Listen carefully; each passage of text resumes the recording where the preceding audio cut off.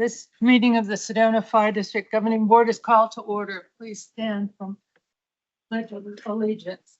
I pledge allegiance to the flag of the United States of America and to the republic for which it stands, one nation, under God, indivisible, with liberty and justice for all.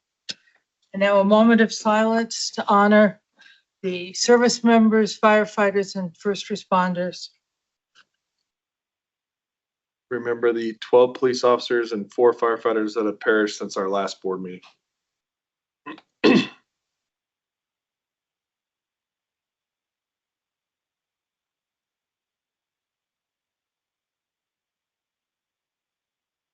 Okay. Thank you.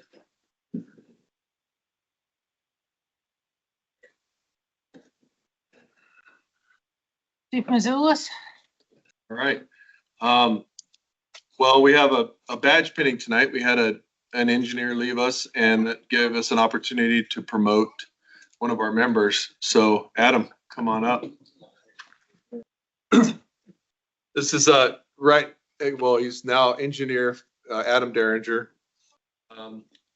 We hired him in 2016, got his paramedic in 2019, and then promoted last month to engineer. And multiple recognitions over the years in his brief time here. Well, you've been here almost 10 years, but a unit citation in 2016, Arizona Cardiac Arrest Survivors Award in 2017, 2023 Unit Citation Award. He's lived in town a little while, graduate of Red Rock High School in 2007, and then went to Yavapai College. So his wife, Katie's going to come up and pin him. You want to stab him? You want to come up, buddy?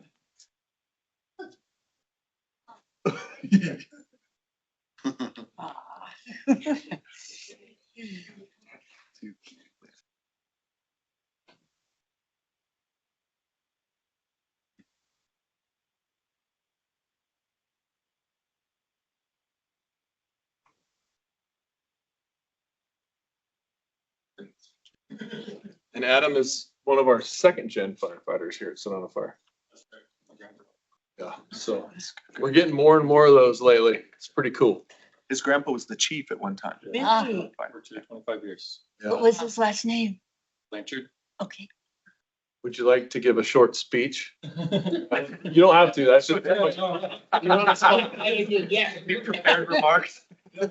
Just because your parents are here, I'm embarrassed you. Yeah. No, I really appreciate the opportunity. I want to thank leadership and the board and the great mentorship that I've had while I've been at Sedona Fire. I've had a lot of support, and really more than anything, my wife has provided a lot of support, given me the time and encouragement to get ready for promotion and to get ready for the position. So I really appreciate it. We appreciate you putting in the work. Thank you. Right on the job there.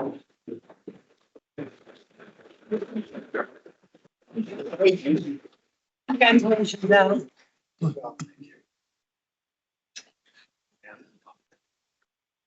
Well, I wonder if we would like to take just a brief 5-minute recess for pictures or anything like that that you'd like to do. Sure. Yeah, so let's do that. Get back to business. Yeah. Chief, do we have any folks from the public who wish to speak? We do not. Thank you. Okay. The next item on the agenda is our consent agenda.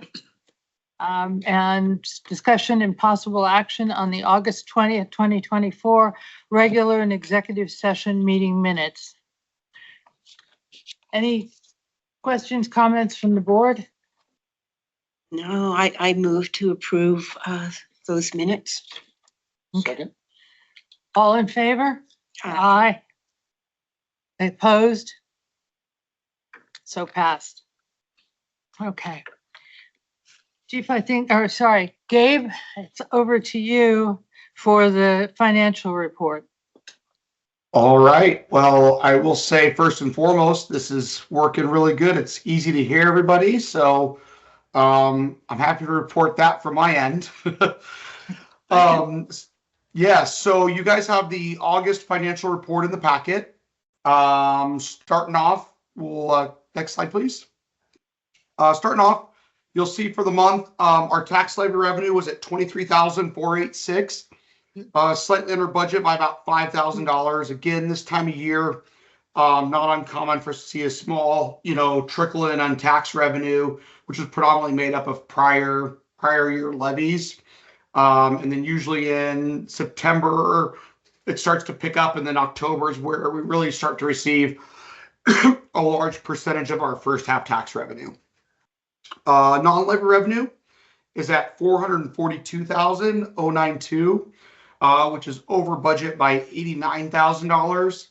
Couple things driving that. One, our interest revenue, we got a large payment from the county on our investment income for the money they hold for us, and we actually received $180,000 in the month of August, which is about $160,000 over what we budgeted. And that was offset by a small decline in ambulance revenue and wildland revenue. Looking at our expenses, personnel was at $1,536,000, or under budget by $89,000.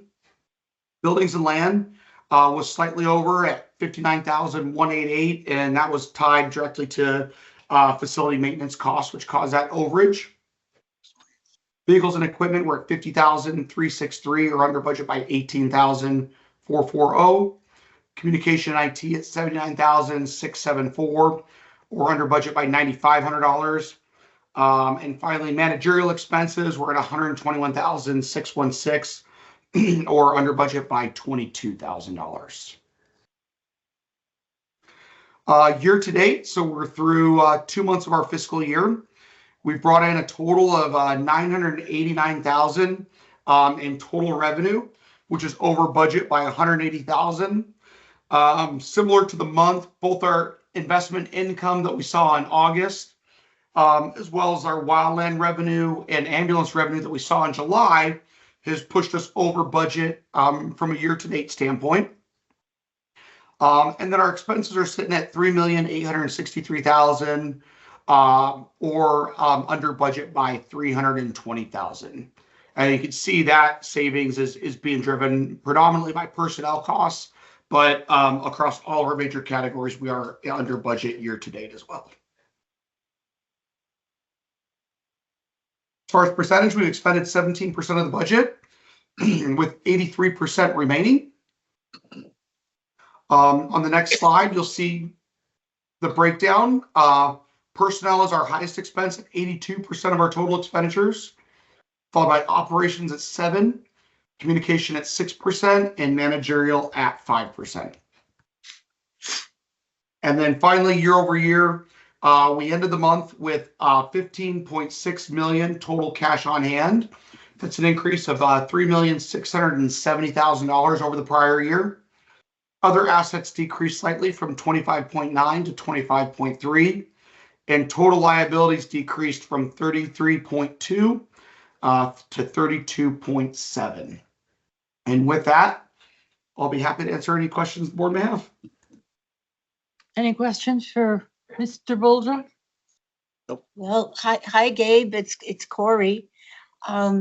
So given that we're doing so well with having expenses be lower than projected, do you see that continuing, or how do you see looking forward? So it's hard to tell like this early into the fiscal year, just looking at that snapshot. But what I will say is historically, the district does a very good job on managing expenditures throughout the fiscal year. And it's not uncommon for us to have savings within the budget. That's great. Thank you. Yep. You're welcome. Dave, any questions? None for me. Okay, well then I will entertain an order to approve the August financial report. Sure. I'll move to approve the August 24 financial report. I'll second. Okay. All in favor, say aye. Aye. Aye. Opposed? Okay. Report is approved. Thank you very much. Thank you, Gabe. Thank you, Gabe. So I think it's over to you. Yes.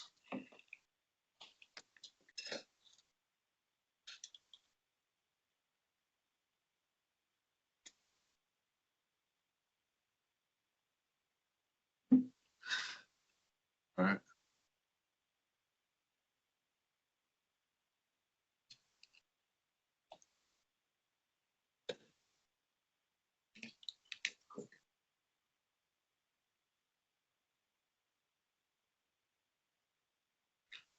All right, operations. Chief Coyle had an unexpected couple weeks off due to a home project that turned into quite a remodel. And then he's past 2 weeks, he's been out on a fire in Nevada. So I'm going to go through this briefly. Significant events, really just, seeing more frequent, and we haven't really dove into the data, but we're seeing more frequent, simultaneous hike out scenarios. And so it's, we're able to manage it, but our BCs are, utilizing resources efficiently and really working towards figuring those out. But I think we're coming into the next blurb in our busy season when October hits and we cool off a bit. So we'll see how it goes. Human resources wise, we're onboarding the 4 new hires. Two of the 4 are complete, and they went from conditional to full offers of employment. And it's not that anybody's doing anything wrong. It's just the DPS background checks and the psych evals and everything that we do just take time to process. So we anticipate they'll be on board soon. And then still working on the IT position. We've got another test next week for the candidates, and then still working on the human resource position. And that's pretty much what's going on. Operations is normal. It's just been, we haven't left, but we've increased and entered into our busier training season, and Jordan and Buzz are going to get a little more into that. So it's just been, it's been busy. Next slide. I have a question for you. Yes. You're talking about the hike outs and stuff. It seems to me we've come off what might be called a slower summer season, than not for the district, but in terms of the volume of people in town. Relatively. Yeah, and we're coming now into a time when there's lots of people going to be in town and lots of things going on. Are we doing anything special to prepare for what the added burden of that's going to be on top of what we're already seeing as simultaneous hike outs? We anticipate it'll really, call volume year over year is down a bit throughout the district. So we're kind of anticipating the same, uptick or increases the last couple of years, and they just got to measure it. And I don't anticipate anything remarkably jumping up in a response, but we'll monitor it and see. All right, just curious. Yeah.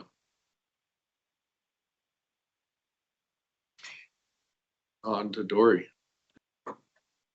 So a couple of notable events that CRR was part of this past month was Camp Twilight, which was the Girl Scout camp over in Cottonwood at the fairgrounds. So myself, firefighter Peyton, helped do a lot of the prep work, but was unfortunately fell ill the day of the event. So Cottonwood Fire had one of their female firefighters join us. We saw about 40 to 50 girls varying from preschool to probably 7th grade. And over the 2 days that we were part of the camp, we went over Edith, which is escape drills in the home. As well as you can see in the picture in the bottom right, we used our fire extinguisher trainer, the digital board, as well as the smoke machine that came with it, to teach kids what it looks like to have a firefighter in a fire, getting low, and then also checking doors with the backs of their hands, and how to get out of a window safely if the door is blocked. So in the picture, you can see the shadow up on the right. That's the firefighter from Cottonwood. And then you can kind of see a shadow in the back. That's me in full turnout gear, breathing air. So the girls got to hear and feel what a firefighter might look like in a fire. So they, to teach them that firefighters are friends, to not be afraid of us, and the proper things to do. We also had Rodrigo come and help us that day. He brought over our type 6, or actually our tender.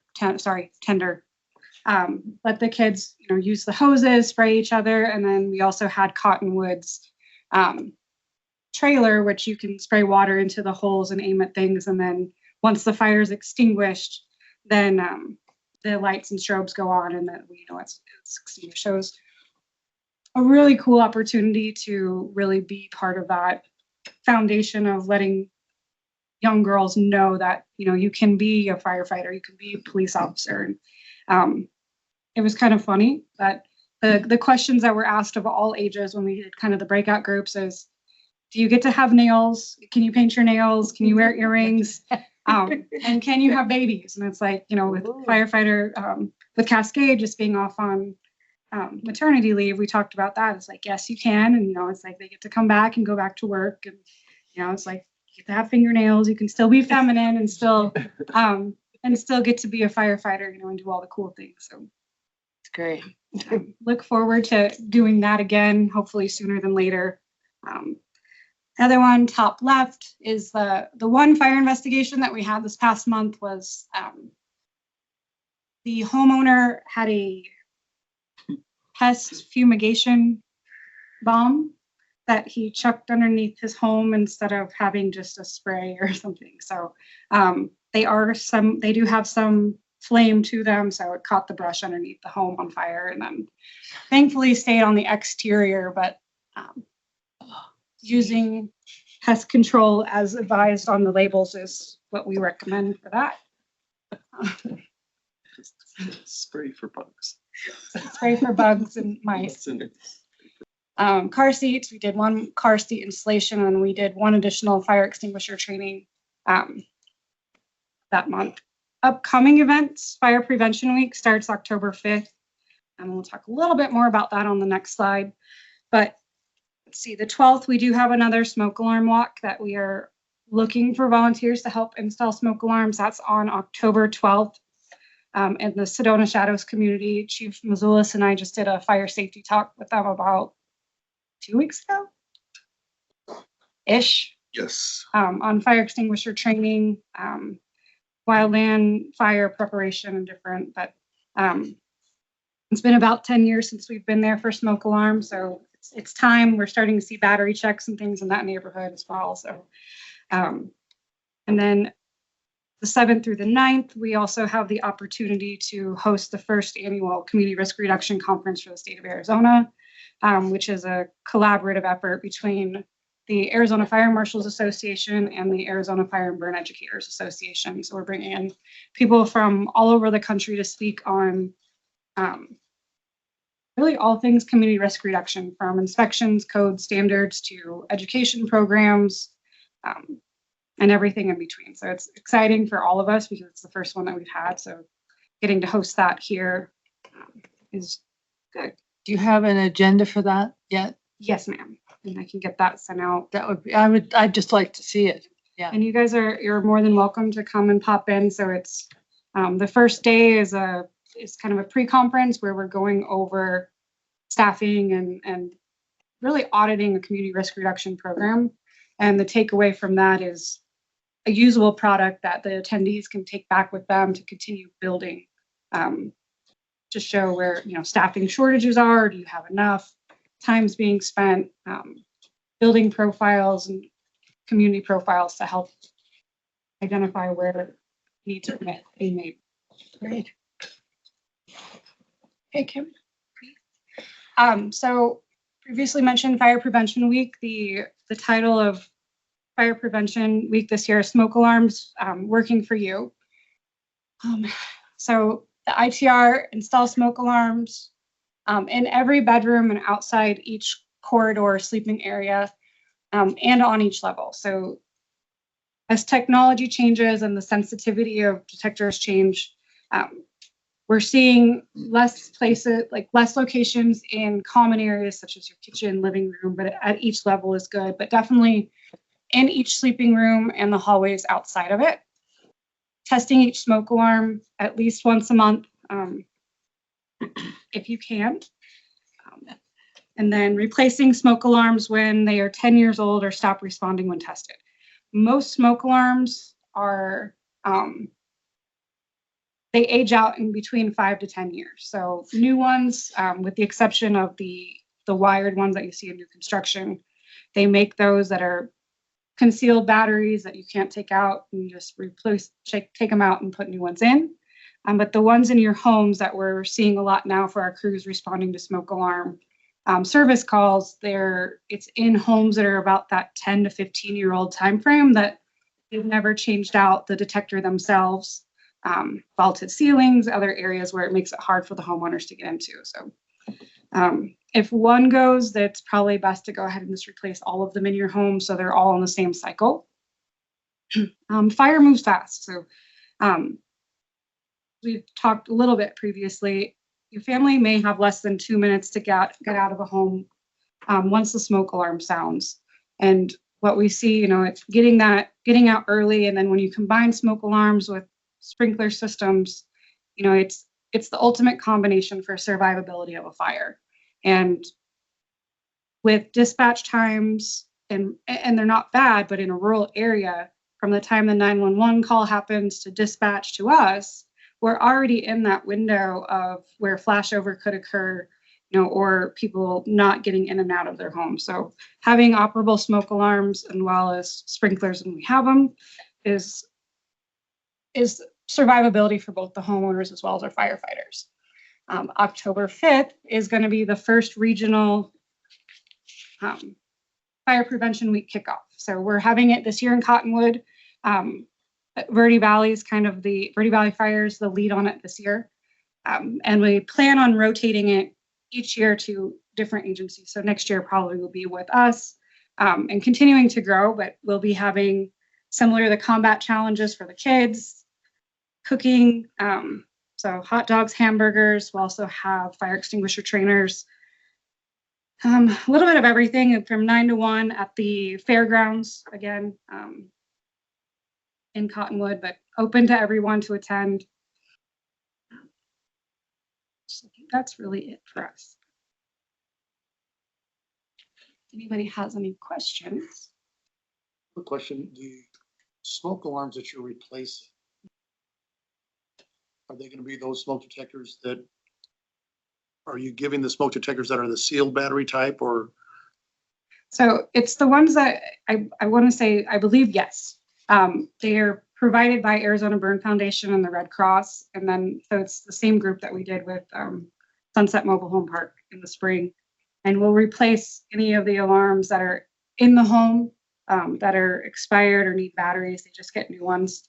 Then they also have the deaf and hard of hearing, as well as visually impaired. So the bed shakers and strobes that will be available to residents as well. Thank you. Right. Thank you very much. Wait, is that what it is now? Kim's trying out some different titles. Kim's messing with me. Thanks for putting the slide together, by the way. So this past month, Mike Sheehan, myself, and firefighter Chabot and engineer Johnson went to do the final on our 2 engines that we ordered 2 years ago. So they're actually in Arizona now, down in Phoenix. Part of the punch list that you do when you're eventually signing, yeah, this huge purchase is okay for us.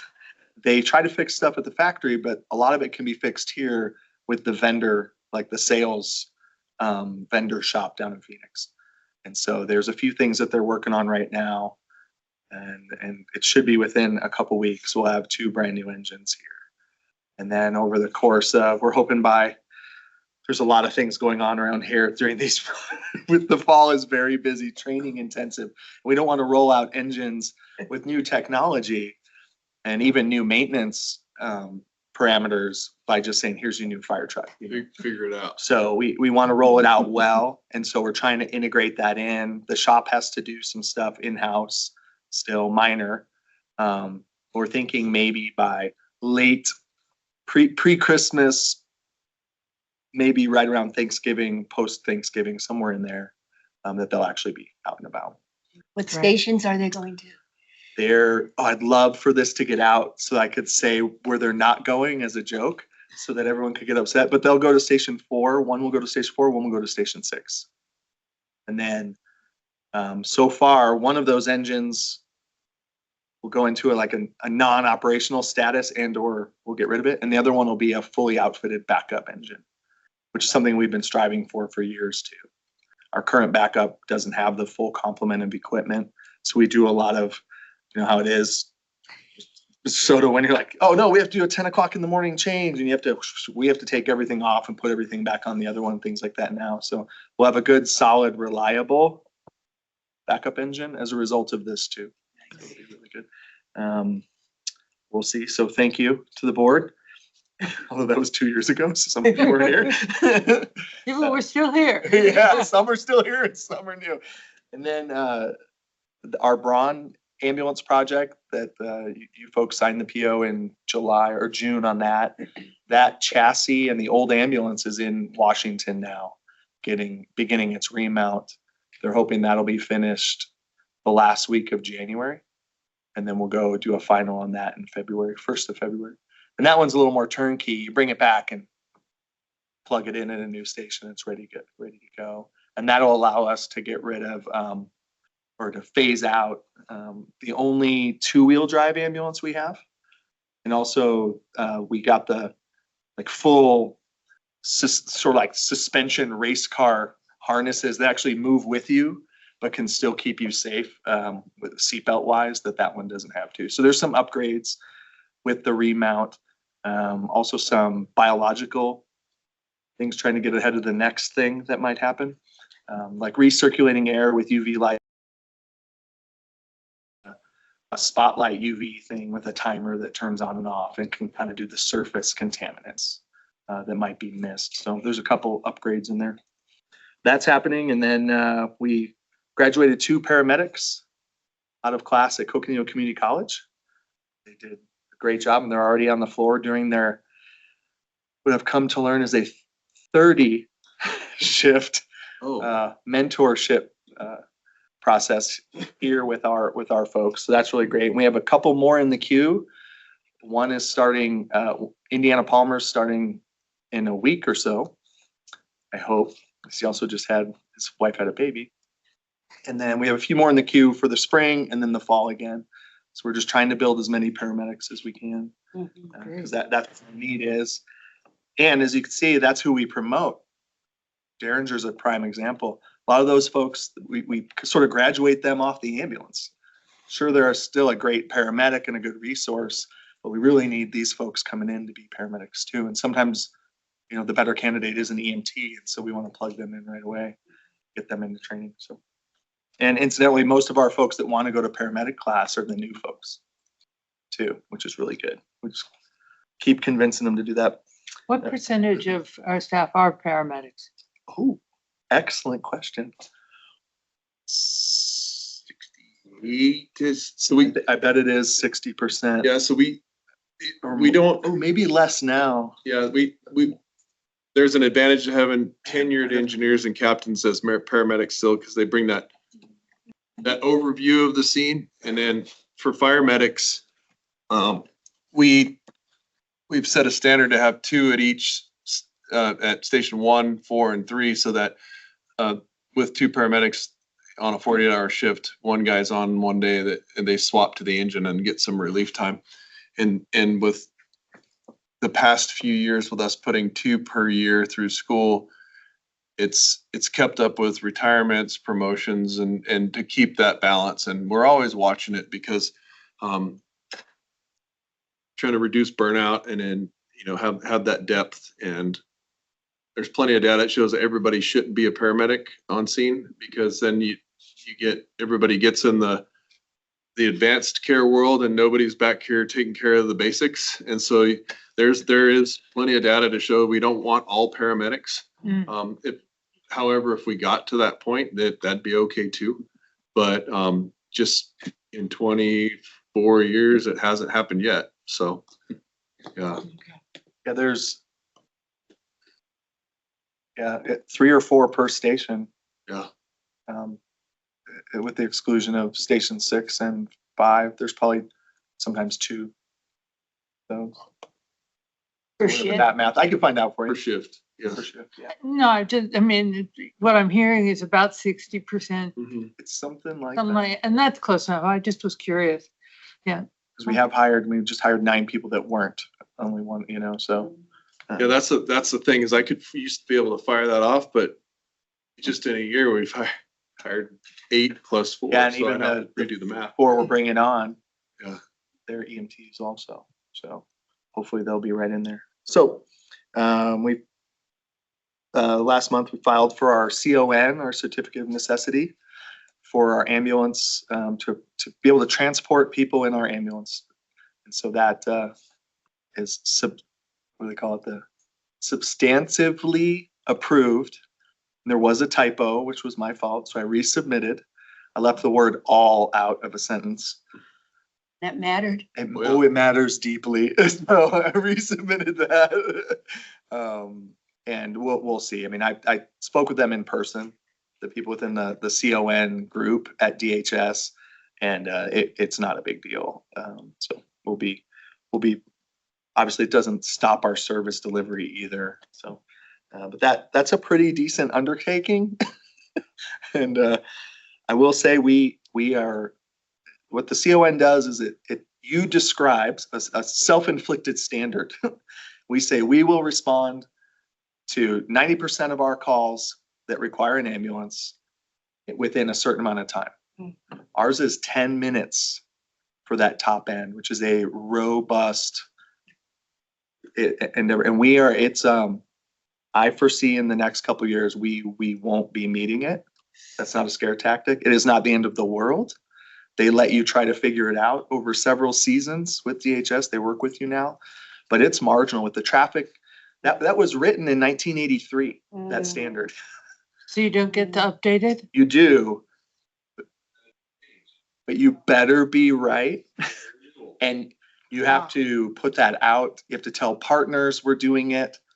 It's not something to be afraid of. I foresee, Chief Mazulis and I have talked about it. We're probably gonna have to addend ours or at least resubmit in the future, just to make it make sense to today. And we're gearing up so that the Department of Health, Buzz brought their GIS analyst up, and he's a phenomenal guy. And quite literally, a lot of the CONs in the state say, go to the county line, but doesn't reference which map. And in book 82 of Coconino County, section 4, references the base of Wilson Peak. Then it goes from the county line to Wilson Peak, then to the old McGraw Road. I mean, that's how they described them. And this new analyst is geolocating and updating the maps to reflect, 1, modern technology, and 2, our true borders. So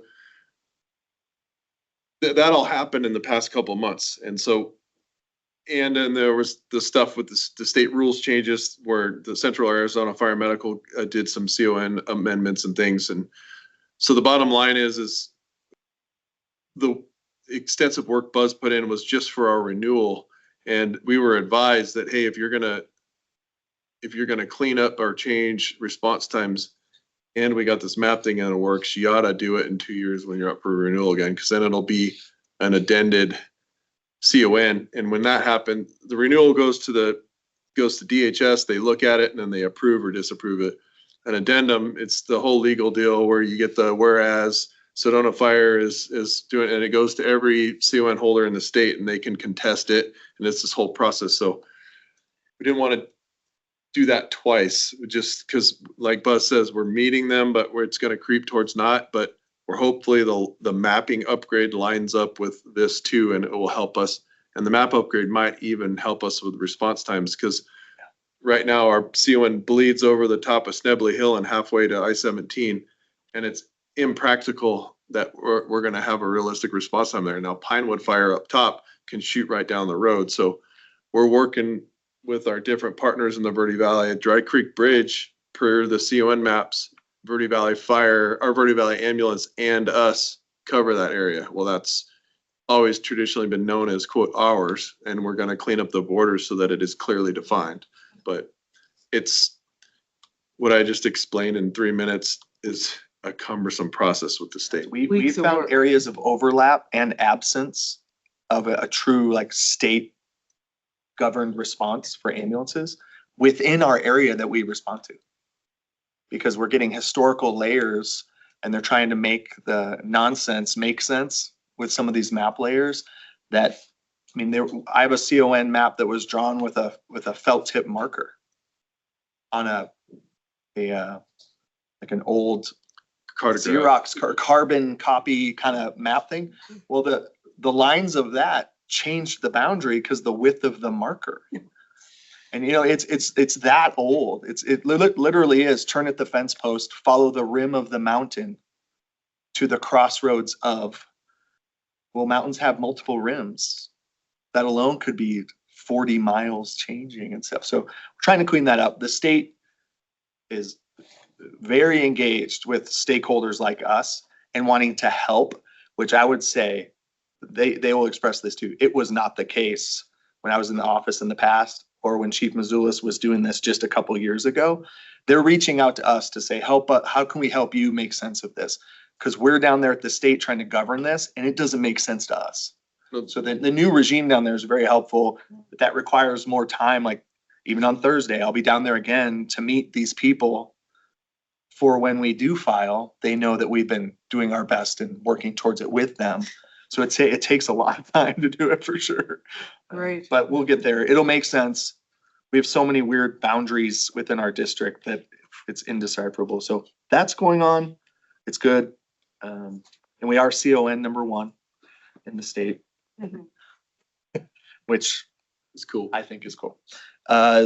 Working with dispatch, just trying to gain, again, make sense of the overall Verde Valley response with the other agencies so that we can have a seamless response, which is something we've been talking about for forever. I think that's really happening now through even attrition within other agencies and other organizations with the combination of leadership at Copper Canyon. That's helped us a lot. We're sort of responding over there more fluidly and they're backing us up, including with their BCs. Mhm.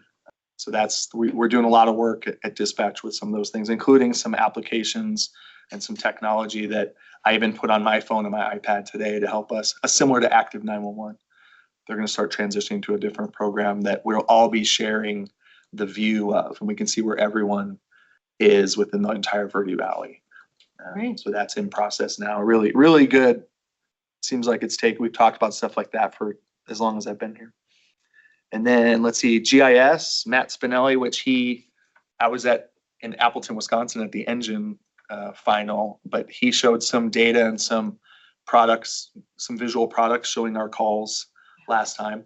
Matt's continued to work on things like that and also help Chief Mazulis a lot with some of these station You'll see it soon. projects. That's Matt's doing, working with him, and that's kind of some do this now kind of stuff that he's been involved in.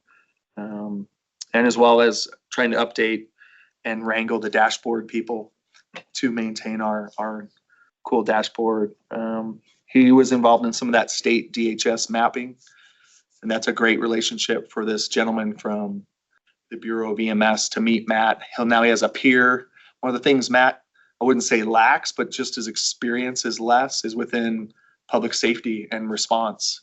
He's an amazing analyst, an amazing map builder, if you will. He speaks that language, but the application part, he's had to learn that through like me telling him, riding along with the crews. Well, now he has a peer who used to be a firefighter that's also kind of that map guy. And so he has allies and they hooked up to try and connect Matt with some other people. So even some of those, that's sort of a serendipitous relationship that Matt was helping me with this guy and Chief Mazulis, and then he discovered an ally out there. So I think that's it for now. The behavioral health stuff is still moving forward. There wasn't any major training or movement with that group this month. They did a lot of stuff last month. All right, that's it. Lots of things There's going questions. on. Yeah, this place has a lot going on. Any questions for Buzz? You know, I've got just one quick, wonder, with the inclusion of the new engine coming, where does that bring our average age of our fleet down to? Oh, that's good. I'll find out. I know that the ones there, the ambulance we're replacing is an 09. The engines are, one is an 01. Because it's a refurb. That one has already been refurbed once. So refurb maybe in the 07, 08. Reserves in 01, 41's in 01, 31's in 18, 61's in 2003. Yeah, so an 03 and an 01 are going out, and the rest are in the teens. Yeah. So I don't know the math offhand. I can find out for that, especially the fire fleet. The heavy apparatus, yeah. Yeah, the heavy apparatus fleet, and then the, Engine 11, which some of you here when we purchased it, is 10 years old already. yeah, Okay, thank you. yeah, you bet. I'll find out though. So I have a behavioral health question, and you're gonna regret having the screen behind you because it's changed now. But I just happened to notice that Cascade Dietrich is the one person for shift B. Mhm. So she's out. So with her being out, what's the backup? Yeah, it's a seamless, we like to have different ranks involved, though on a peer support team, there is no rank. I mean, I'm on our peer support team. Dory's on it. There's no rank. You just want to maintain some sort of peer mentality. So it's seamless in rank and in shift. So we do want more people on B shift. But if I were having something that needed to talk to a peer, I can talk to any of those folks. And we're all on call, if you will, for anything that might happen on a B shift. Okay. And time But and we time- do want to add to the numbers. And time again, it's been proven throughout the United States that if you create an environment where it's a duty as assigned, or you strongly solicit folks, then it has to be organic. Everybody that's a peer supporter, when the email went out, said, yes, I would like to do it. There's no, come on, man, we need another B shifter. And so, And there's a peer recognition that you're the ones your peers will trust. So Captain Scaife and me a little, but he did a really good job. When he was vetting, if you will, some of the folks, you don't want someone that's I'm helping, that is helping for maybe the wrong reason, Yeah. or is someone that no one will seek for help. You know, there's just people that are a little more aloof, if you will, or something. So he vets it that way too. So not everyone who volunteers is taken, but cajoling them into is difficult too, because that's probably not the person you want either. Yeah. I think, I just was curious. yeah, the other thing I think over the years and years, it's the ebb and flow of things like this. You know, there's a lot of newer people on it, including some older folks who have been affected by it. Right. So it kind of depends on the current climate of things, of who's going to be engaged. I think they're waiting to see if this new thing is going to be a thing also. That's a common firefighter thing. we have peer supporters on the team that 10 years ago didn't believe that peer support was a Yeah. thing. And that is exactly true. So it's pretty cool. Great, thank you.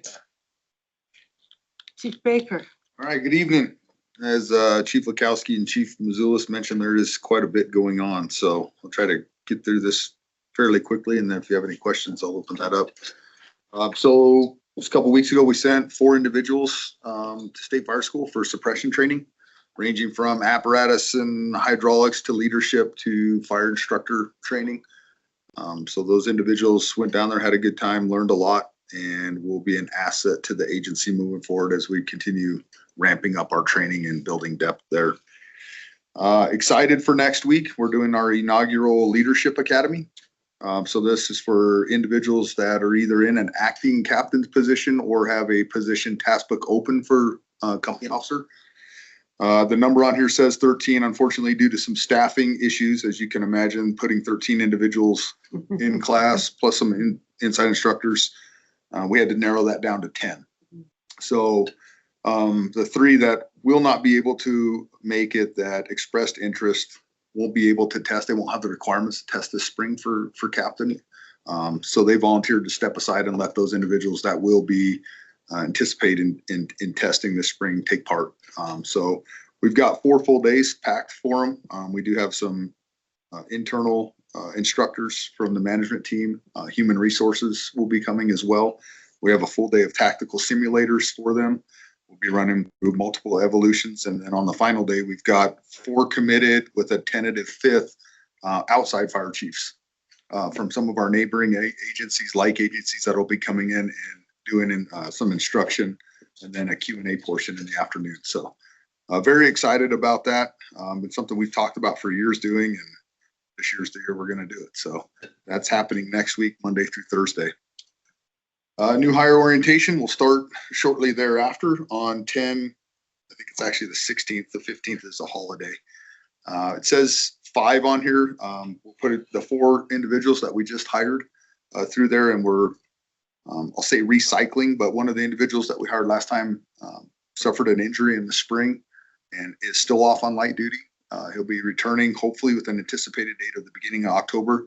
So to reacclimate him to the agency, test the injury, make sure he's okay, instead of putting him right back on the floor, we're going to put him in the orientation academy and slow roll him for 3 weeks, make sure everything's good, and then he'll be back on the floor. So we'll be pushing 5 individuals through that new hire orientation. Again, it's a 3-week orientation or academy, if you will, and that'll be beginning October 16th and ending on November 5th. In the planning stages for our annual mandated drivers training. So in November, we'll be doing the classroom portion for all operational personnel. And then in December, likely be headed to the airport to do the hands-on portion to get everybody through the annual drivers training recertification process. In November, we'll also be doing the airport aircraft familiarization training with the airport staff and some of the pilots up there. So going over response to aircraft assignments, fixed and rotary wing, get crews familiar with the process, where fuel shutoffs are, how to access the aircraft, and just a general familiarization and response protocols for those. So that'll be happening for all 3 shifts and rotating crews to the airport for that training.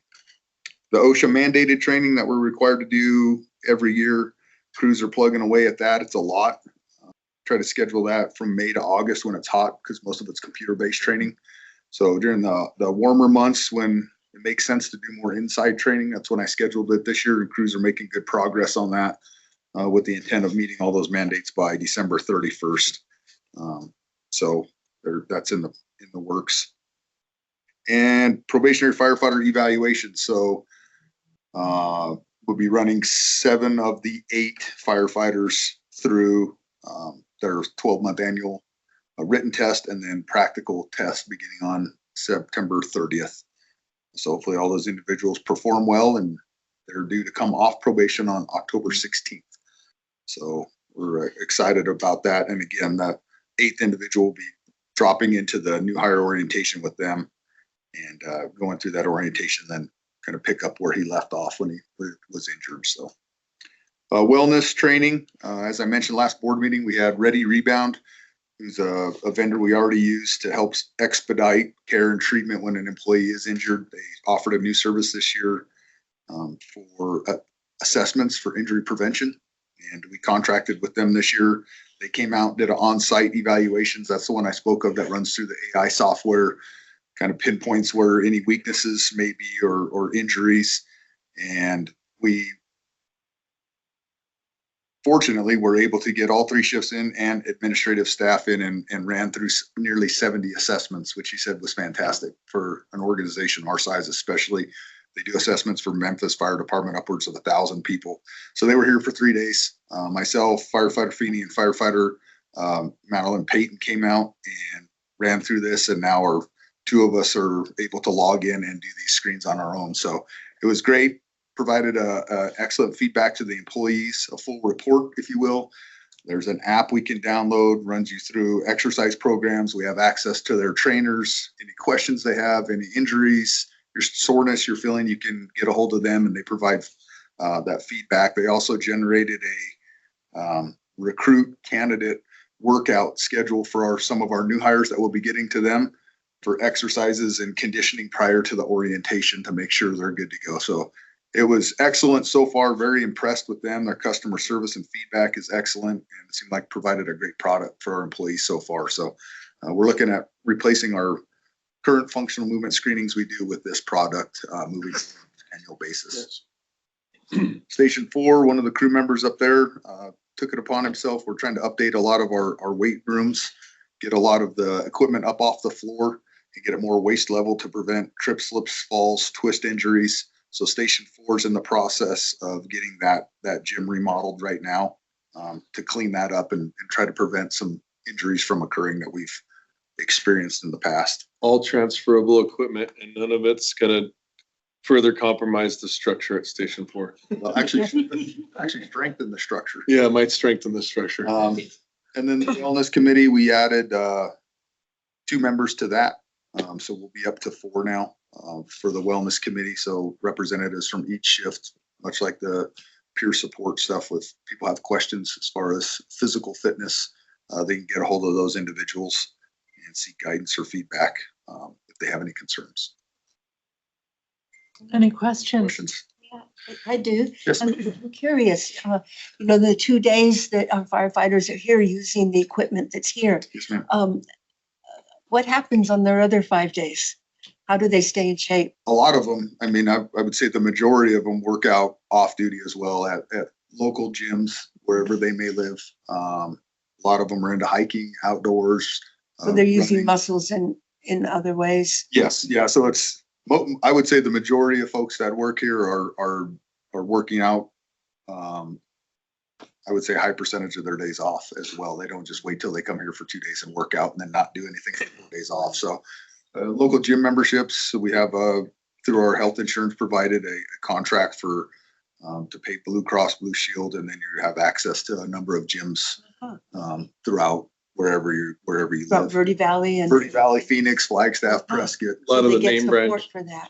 Yeah. a And then lot of- we've got a lot of guys that coach youth teams, and so they're busy there. Mountain bikers, hikers, hunting season. It's not just drive around and shoot. It's a lot of hiking. All over the place. We got guys on rugby teams that travel.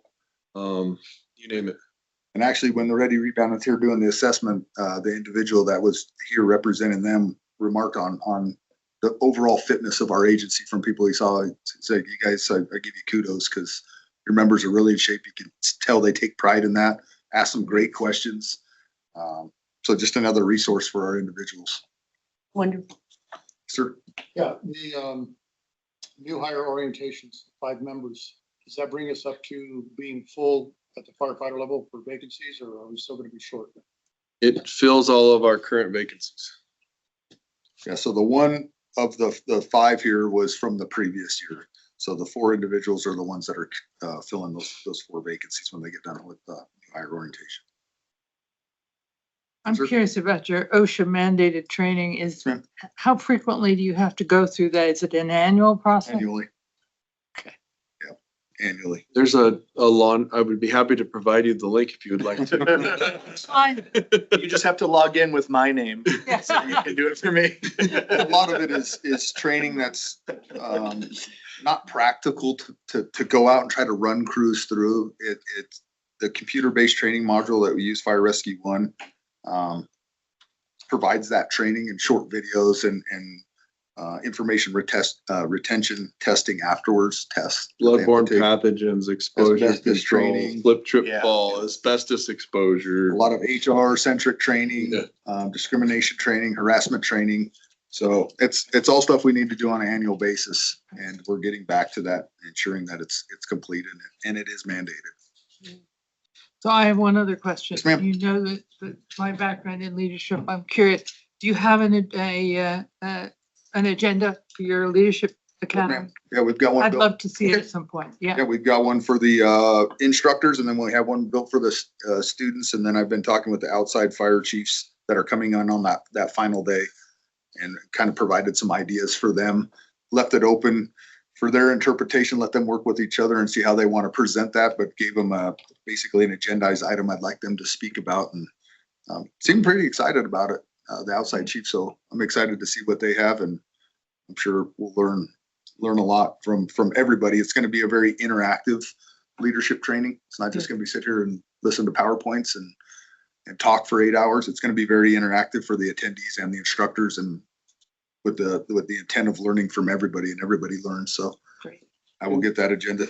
And the intent overarching intent of this leadership academy is there's a million ways to skin a cat. There's a million books on fire leadership and management and all that. And Jordan's really focused on Sedona Fire District leadership development. And I can't, I'm going to sit through Keona's because it's basically like the scars and bars of HR and where I see captains dropping the ball with employee management. And but it's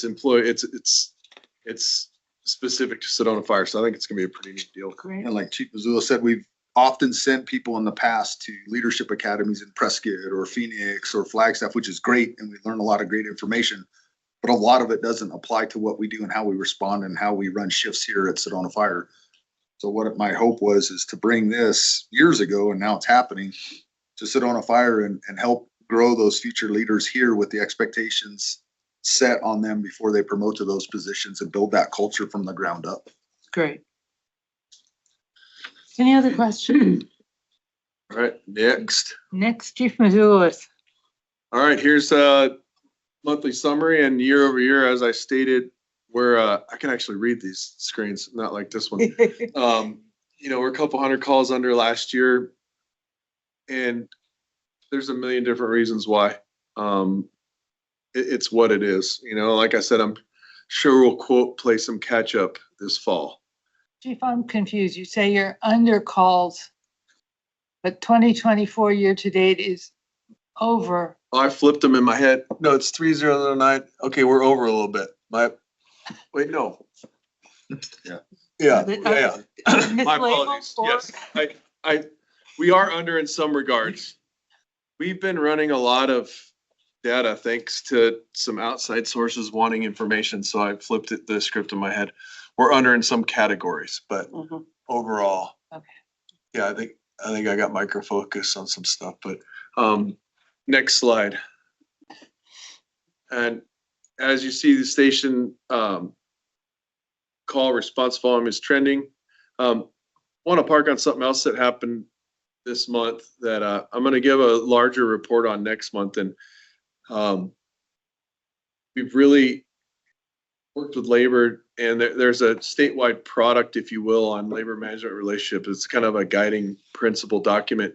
And we had been using it in part and parcel over the years, and we really engaged this year in follow it from start to finish. And one of the first products is our staffing committee that wrapped up a couple weeks ago. And through feedback with a lot of our captains, as you well know, we've cycled a lot of new people through here in the past few years. And generally, we have a 3-week academy, and then they hit the floor. And through feedback from our captains, it's the guys they're good, they're great, but they could use a couple more weeks. Well, we evaluated cost and time and availability. And one of the things the staffing committee recommended and was approved last week is we're going to trial having a new guy at Station 6 for the first, their 3-week academy, and then that 5 months and a week they're going to go to Station 6 instead of one of the other stations. And because of their call volume, they're afforded more of an opportunity to do more intensive training. It'll also give us an opportunity to evaluate, that being our only 2-person engine, it'll give us an opportunity to evaluate change in productivity with hikeouts and things with that third person, while they're also getting more intensive training. So more to come on that. And that was just one example of the staffing committee. We've got a few other committees rolling right now. And so far it's been working great. We kind of held a higher standard to the feedback loop, and then we're integrating some of the technologies we've gotten used to now. Before the committees would meet, somebody would scribble on a piece of paper and then it'd go in a drawer. And now we're working towards the meeting notes will be publicly accessible to our membership, and so that nobody can say, well, I didn't know that was happening, because it's right on SharePoint, right on Microsoft 365. Here's the meeting notes. Here's what the staffing committee is talking about. You can have inputs until a point certain, and then the decision's made. And so I think it's going to clean up a lot of the confusion and some of the concerns that were brought forth to the board in the past about closing the loop and following process. So again, evaluating our data, looking at response times, looking at resource availability, And we think it might be a good way to enhance the training of our new folks. So we'll see. We're trying something new. We're not throwing it at the wall, see if it sticks. We're always evaluating process improvements. So Great. next slide. All right, response times. Staying pretty level. Again, median total response time, it's within seconds, and I don't know what the standard deviation that is appropriate for this is, but those are good numbers. Dispatch notified and call processing times are looking good, and dispatch is just up and down there a couple times last month, and it's not. It's just a feeling. It's just the fluidity or the smoothness of their process seems to be. They're great folks, but it just seems they're jiving and they're trying new things too. They rearranged the dispatch center and did a bunch of stuff and to improve efficiency. So I'm hoping to see those numbers come down a bit. But purchase over 10,000. So one is one of the most visible changes. That was the landscaping. Those guys were here for 3.5 weeks. 10 hours a day, and brought in boom trucks and chippers and all the equipment. And they're a Firewise recognized landscaper. And the intent is, some folks think we took too much stuff out. I think we needed to expose the damaged property so we could fix it. But maybe we'll add some xeriscape vegetation as it settles. But right now, I think the station looks beautiful, and it's an example of how you can have a beautiful property and be Firewise. And so that's kind of one of our outcomes we desired. Rolling and shore and tower, that's software. It was budgeted, but over 10,000. And an ESO, again, that's our EMS, and that's our all things data collection software. And again, a budget item, and same with servability. Next slide. Before we go on, I think you already referenced that zebra scapes cost. A great deal of it was to expose the building so the building could be taken care of. Is that my understanding? So the stucco could be redone, or? Well, it's a multitude of reasons. One, we had an invasive ivy species penetrating our walls, causing leaks. We had trees that had grown to the point where they're heaving out the wall structures because roots are strong. We had portions, we had a bunch of stuff the birds had brought in that had started to grow. And then we had a lot of vegetation that was just, frankly, based on feedback from the landscape company, this is stuff you don't plant at a commercial building. It's neat to have at your house. But, and the fundamental philosophy with Sedona Fire is, when we all started here, it was the guys on the trucks take up the slack. We're the landscapers, we're the repairmen, we're the electricians, we're you name it. And we don't hire for some of our trees. If you are an arborist, and it's no fault of our guys, but we don't hire landscapers, we don't hire arborists. They're wildland firefighters. So you say trim that tree up, oh, they'll trim it up. And so and that, coupled with the fact that our call complexity and our call volume is increased, it's impractical. The way we do it is we have a schedule, and every day you have chores at the station. Ones that clean the upstairs, clean the downstairs, so on and so forth. Our Saturdays were traditionally a landscape day. Well, our Saturdays are one of our busier technical rescue days. So we have these stations with overgrown vegetation. We're going to ask Station 1 to do 2-3 hour hike outs in 106 degrees and then come back and mow and trim and maintain the station. Philosophically, in my mind, we needed to change some things. And then, so the long answer to your question, there were some real structural concerns with the landscaping, but the secondary piece of it was, we want this place to be inviting and look nice. And it had gotten beyond our capacity to do that as a goodwill gesture on Saturdays. And two, there's a small cost of maintaining a full landscape cache at each station to maintain these stations too. That's saws and trimmers and all the different tools. And so. Well, thank you for explaining. I just think it's important for the public to know this is not 100% beautification. A lot of it is pretty important Well, for I didn't- maintenance of structure. One, I failed to mention also that every functional drainage that was built around the station to divert water had degraded to the point where it wasn't doing that anymore. That was kind of important. Any other questions on this?